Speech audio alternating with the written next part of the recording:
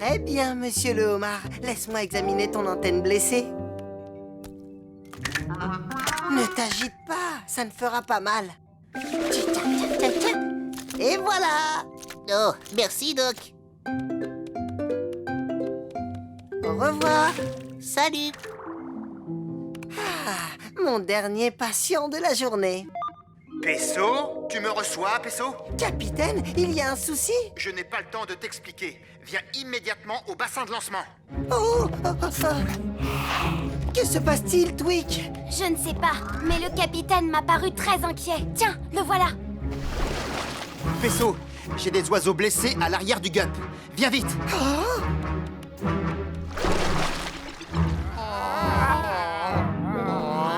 Des pélicans! Et j'en ai moi aussi. Pesso, on les a trouvés recouverts de détritus. Ils ont besoin de toi. Tweak, vide ton atelier. Nous l'utiliserons comme salle d'urgence. Pas de problème, Pesso.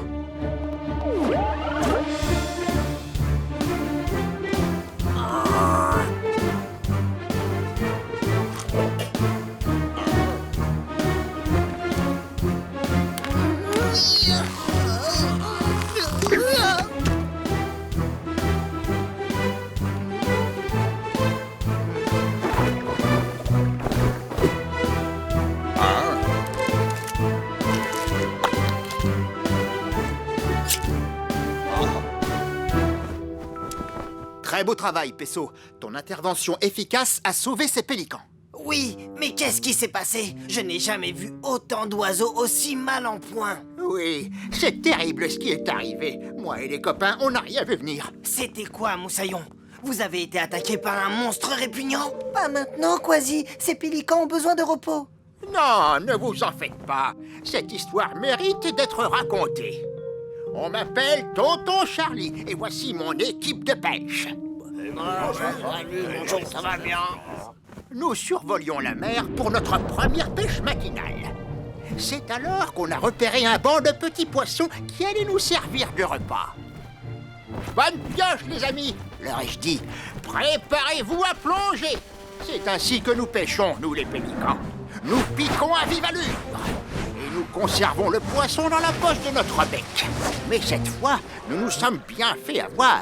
Cela n'avait rien d'un banc de poissons. C'était une gigantesque nappe de déchets et de détritus en tout genre.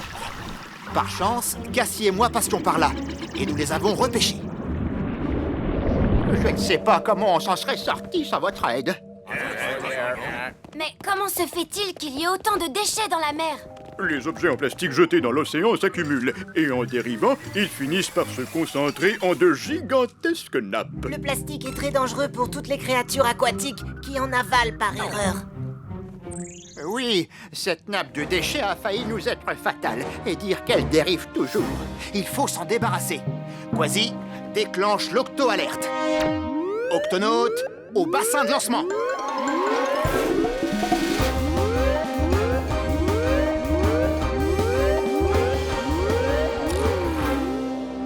Capitaine, nous y sommes déjà au bassin de lancement. Oh, oui. Octonaute, notre mission est de nettoyer cette nappe de déchets qui a blessé les pélicans. Cassie, peux-tu la localiser? À vos ordres, capitaine. Ça y est, la voilà. Elle est en train de dériver vers l'octocapsule. Pesso, tu restes à bord et tu t'occupes des pélicans. Moi et les autres, nous remontons à la surface.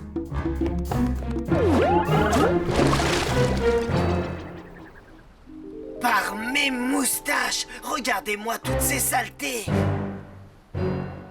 Avec ces épuisettes, on aura vite fait de tout nettoyer. Mais, capitaine, que va-t-on faire des déchets une fois qu'on les aura ramassés? Ne t'inquiète pas pour ça, Cassie. Nous déverserons les ordures dans cette octobenne.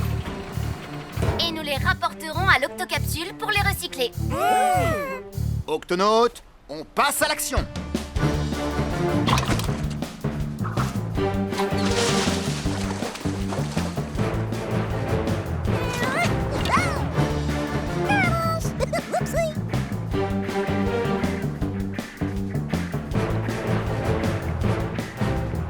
Continuez comme ça, Octonaute. Le travail avance bien.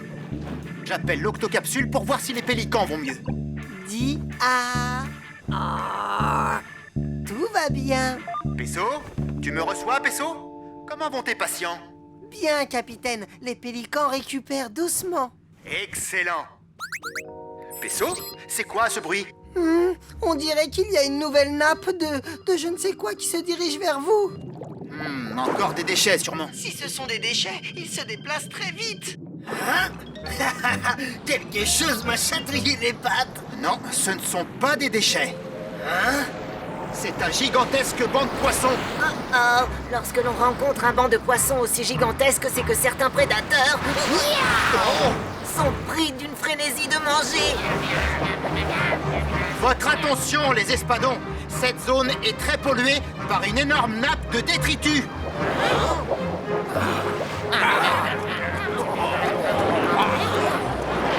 Non, affamés comme ils sont, ils ne vous ont pas écouté. Alors il faut vite tout nettoyer. Miaou! Nous sommes encerclés. Capitaine, répondez, capitaine. Qu'est-ce qui se passe là-bas? Nous sommes aux prises avec des espadons affamés, ce qui ne rend pas notre tâche facile. Nous sommes... Capitaine? Capitaine? Miaou! Quelle est notre mission aujourd'hui, capitaine? Je suis d'attaque pour une grande aventure... Par mes moustaches! C'est quoi cette tache verte? On dirait un blob monstrueux qui se dirige vers nous. En fait, nous suivons un grand banc de plancton pour étudier l'impact du vent et de la mer sur sa trajectoire. Un grand banc de quoi? Plancton. Ce grand banc de plancton est composé de tout petits organismes aquatiques vivants. Oh oui. Tu vois, il y a du krill, de minuscules crustacés, des algues, des végétaux verts. Mais quelle est notre mission, capitaine? C'est le plancton, Quasi, et cela pour les 3 prochaines semaines. Vous voulez dire qu'on va rester assis dans l'octocapsule à observer ces petites choses de rien du tout? Nous allons apprendre beaucoup de ces petites choses, Quasi. Oui, comme rester enfermé sur place à ne rien faire de la journée et s'ennuyer. Quasi, il me semble que Tweak aurait besoin d'un coup de main pour le Gup X. Le Gup X? Eh bien là, au moins, ça va bouger. Je ne suis pas convaincue, Quasi. Je crois que tu es plus doué pour abîmer les gups que pour les faire naviguer. Oh, allez, Moussaillon. Qu'est-ce que t'as à perdre? Un gup. S'il te plaît. Oh. Bon, d'accord. Alors suis-moi. Qu'est-ce que tu veux que je fasse? Conduire le Gup au sommet d'un volcan sous-marin? Voir à quelle vitesse le planeur peut voler à l'envers? Non. Tu veux seulement que je reste assis sur l'octoski? Tu vas essayer de le faire démarrer dès que j'aurai enlevé tout le plancton accroché au moteur. Pas de problème, je vais te le faire démarrer. Attends, Quasi. Je dois d'abord... Oh! J'ai réussi à le faire démarrer. Mais comment je fais pour l'arrêter maintenant? Il est coincé.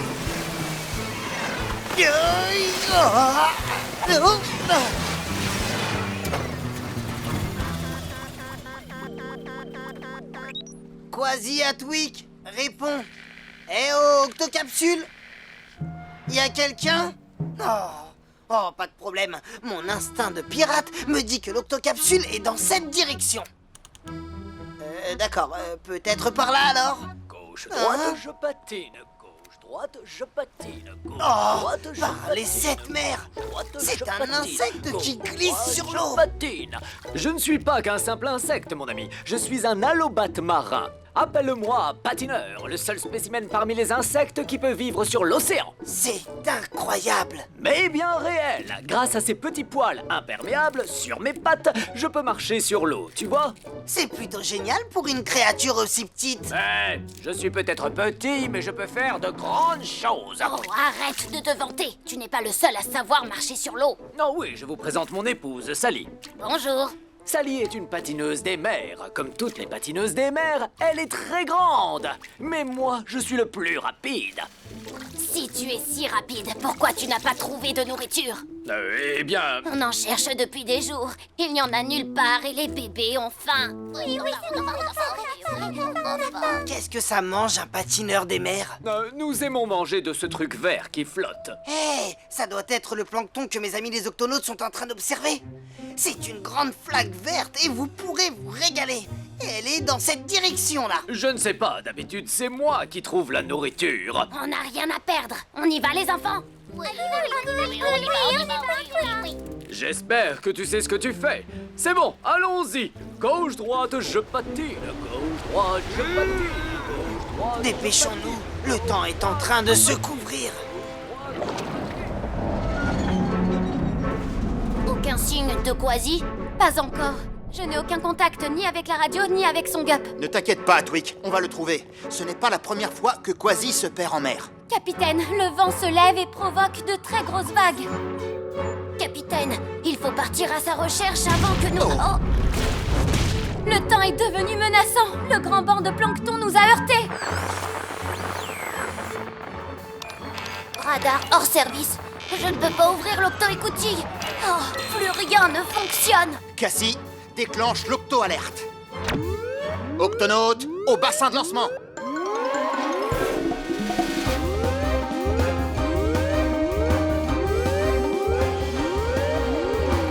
Octonaute, Quasi est perdu en mer et toutes les issues de l'octocapsule sont coincées par du plancton. Oh non, Quasi est dehors et nous sommes coincés ici. Aucune chance d'ouvrir l'octo-écoutille, Twick? Non, nous devons nettoyer l'octo-écoutille avant que l'une de ces vagues ne vienne engloutir Quasi. On va y réfléchir.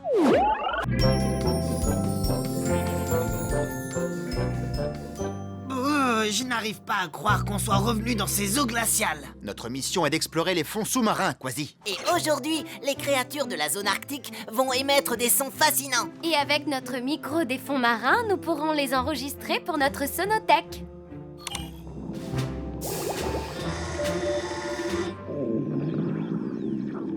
Oh, qu'est-ce qui peut bien faire ce bruit? Oh, c'est mon estomac. J'ai mangé les gâteaux au varech de Nav au déjeuner. Ils étaient un petit peu trop pimentés pour moi. Attendez, je capte un autre son. Écoutez. Je crois bien que ce sont des morses. L'ordinateur va comparer le son avec le mammifère et nous verrons si vous avez raison, capitaine. Ouais, des morses. À mon tour, laissez-moi deviner le prochain. C'est un son très étrange, d'une créature très étrange, et cette créature étrange ne peut être que... le hareng? Oui, le hareng. Il communique en émettant une multitude de bulles par son derrière. Qu'est-ce que tu dis? Derrière? Oh, et ça vient d'où? Eh bien, à mon avis, ce sont des chants de baleines. C'est exact. Des baleines boréales. Elles vivent surtout dans l'océan glacial arctique. Leur chant ne peut être enregistré que dans cette région polaire. Regardez!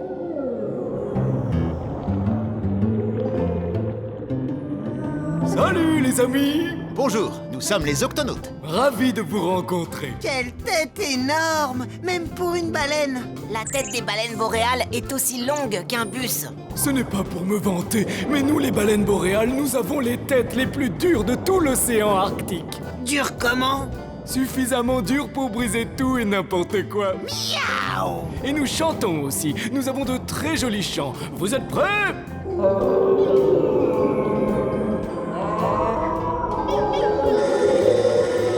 Notre enregistrement va être de très bonne qualité. Les baleines boréales chantent tout le temps. Quand elles voyagent, quand elles s'amusent ou même pendant qu'elles mangent, c'est leur façon de communiquer. Pour nous, c'est toujours un plaisir de se faire de nouveaux amis ici en Arctique, mais nous devons continuer notre route. C'est l'heure de déjeuner. Allons-y gaiement, les amis. Au revoir. À la prochaine. Au revoir. Au revoir!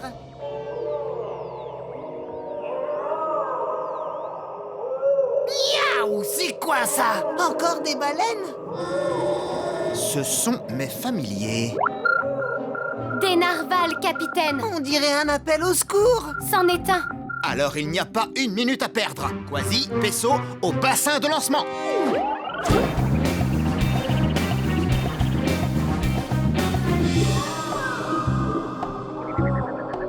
Ça vient de ce tunnel de glace.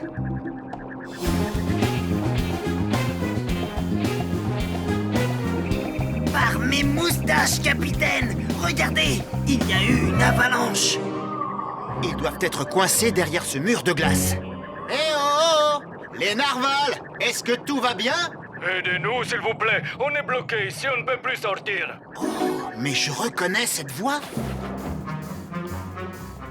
Boris!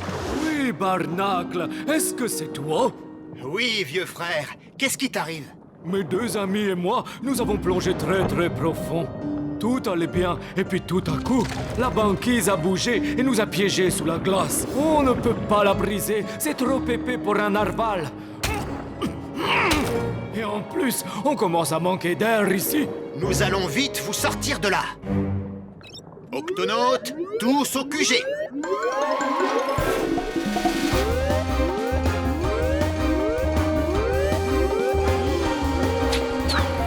Octonautes, 3 narvals sont prisonniers sous les glaces et ils commencent sérieusement à manquer d'air. Nom d'une méduse! Les narvals sont des baleines, et les baleines ont besoin d'air pour respirer. Elles ne peuvent pas rester trop longtemps sous l'eau. Elles ont besoin de remonter à la surface pour s'oxygéner. Nous devons les sortir de la glace, mais d'abord il faut s'arranger pour qu'ils aient de l'air. Il suffit de leur glisser un tuyau pour respirer, capitaine. Octonautes, exécution!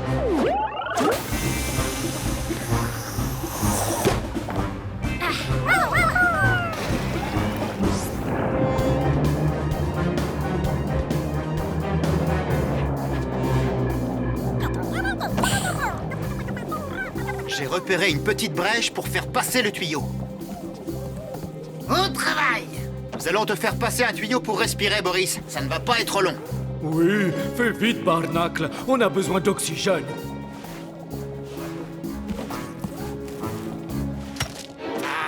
Ça coince quelque part. Oui, c'est passé. Voilà le tuyau. Ah. Merci, ça va mieux. Maintenant que vous avez de l'air pour respirer, nous allons nous occuper de briser la glace. Cassie, nous allons essayer avec le brise-glace du GUP C. Brise-glace activé.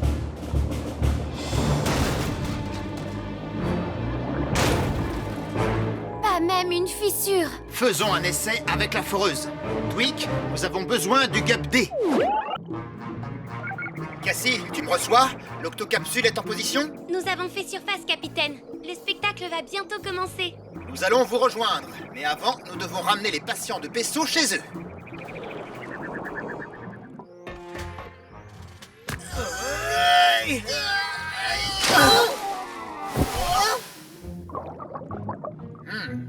Un coup de main, peut-être? Ton patient est plus lourd qu'une caisse de boulets de canon. Il vous fallait la force d'un ours polaire. Merci, capitaine. Oh, il est drôlement fort, celui-là. Et tu le connais? Oui, par les 7 mers, personne n'est aussi fort que le capitaine Barnacle. Oui, je l'ai déjà vu forcer un coffre au trésor tout rouillé avec ses propres pattes, soulever des rochers géants, dévisser le couvercle d'un bocal de cornichons alors que personne n'y arrivait.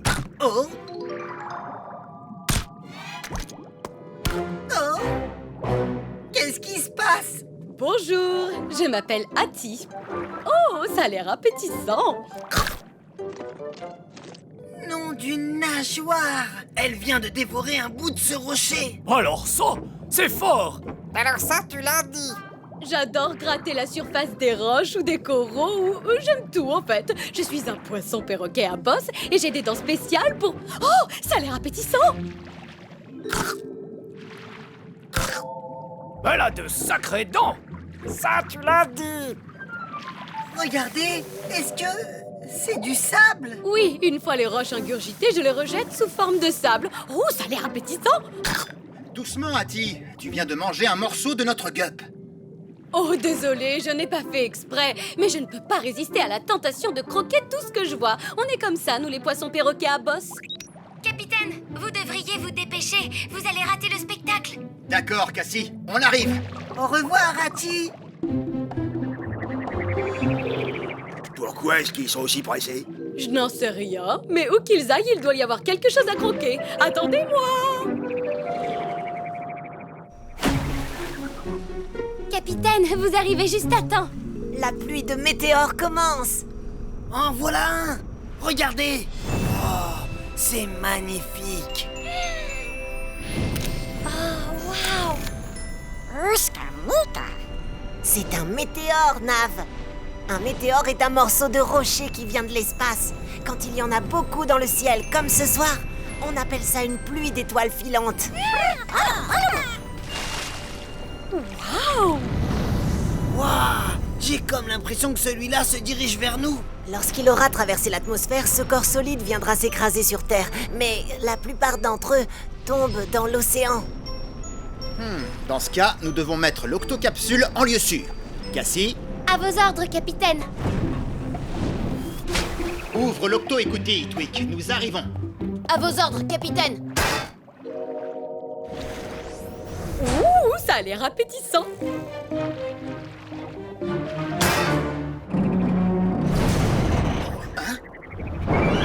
Oh! Oh! Réponds, Cassie! Qu'est-ce qui se passe? Nous sommes en chute libre, capitaine. Un problème avec les moteurs de l'octocapsule. Elles se sont complètement arrêtées. Attention, vous allez vous écraser. Préparez-vous. Octonautes, accrochez-vous.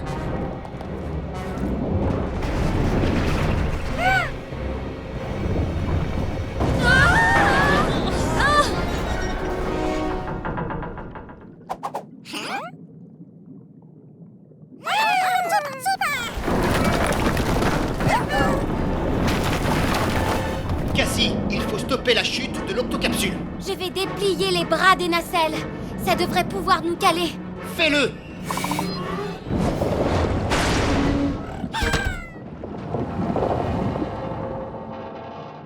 L'équipage va bien? Oui, capitaine, on est tous sains et saufs. Capitaine, vous n'allez pas le croire. Il y a un problème? C'est l'octotraceur de météorites. Il indique que ce que Quasi a repéré va s'écraser dans l'océan. Et la météorite se dirige droit sur nous. Cassie, déclenche l'octo-alerte. Octonautes, tous au QG.